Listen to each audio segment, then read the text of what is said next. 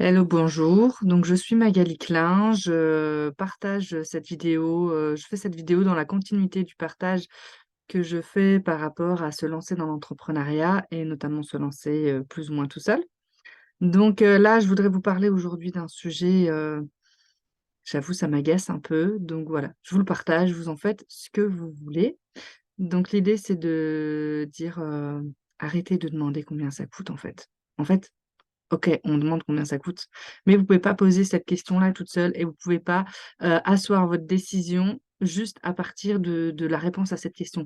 Parce que, quand on est entrepreneur, on peut pas, se passer de la question: «Combien ça coûte?» et «Qu'est-ce que ça me rapporte?»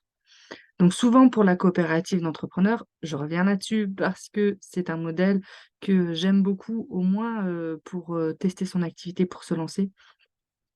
Oui, la coopérative d'entrepreneurs, il y a des frais qui sont différents de la micro-entreprise.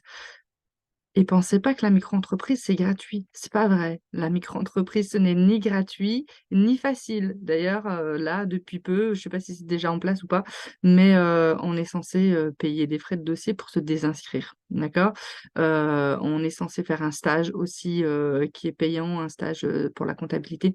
Bon, je vais pas, forcément comparer tout le temps les 2. Mais en tout cas, en ce qui concerne la coopérative d'entrepreneurs, heu, il y a ce qui est payant et il y a ce que ça rapporte. Je vais vous donner un exemple simple. Je connais quelqu'un qui a fait le passage micro-entreprise, coopérative d'entrepreneurs. Aujourd'hui, ce que lui coûte la coopérative d'entrepreneurs, c'est moins cher que ce que lui coûtait son assurance, sa RC Pro, son assurance professionnelle quand il était en micro-entreprise.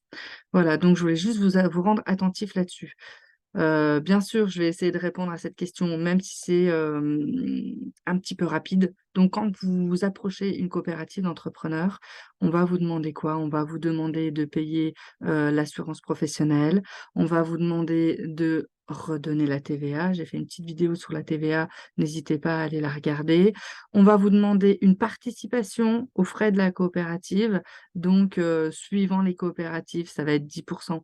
Attention, si vous êtes en portage salarial, c'est pas tout à fait pareil. On va vous demander 20%. Le portage salarial, c'est plus cher, d'accord? 20% de votre chiffre d'affaires, mais 20% sur votre chiffre d'affaires hors charge. Ça change beaucoup de choses. Hors charge et hors taxe. Donc, qu'est-ce qu'on peut vous demander d'autre encore? On peut vous demander une cotisation, quand vous n'avez pas encore, fait de chiffre d'affaires. En fait, voilà, chaque coopérative est différente, mais s'il vous plaît, avant de demander combien ça coûte, demandez qu'est-ce que ça vous rapporte.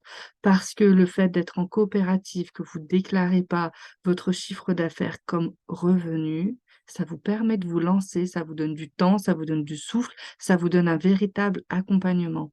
Donc ça rapporte plus que ce que ça ne vous prend. En tout cas, jusqu'à un certain palier, bien sûr, et selon les projets, bien sûr. Mais globalement, pour quelqu'un qui se lance dans la prestation de service, où il y a pas de frais de structure, où il y a pas on travaille de chez soi avec son petit ordinateur, franchement, encore une fois, ça vaut le coup de regarder. Bon, je vous laisse là-dessus. Encore une fois, je sais pas trop si je suis claire dans ce que je vous partage. N'hésitez pas à m'envoyer des questions et à critiquer, c'est OK. Alors, à bientôt dans la prochaine vidéo ou dans un autre contexte. Bye bye.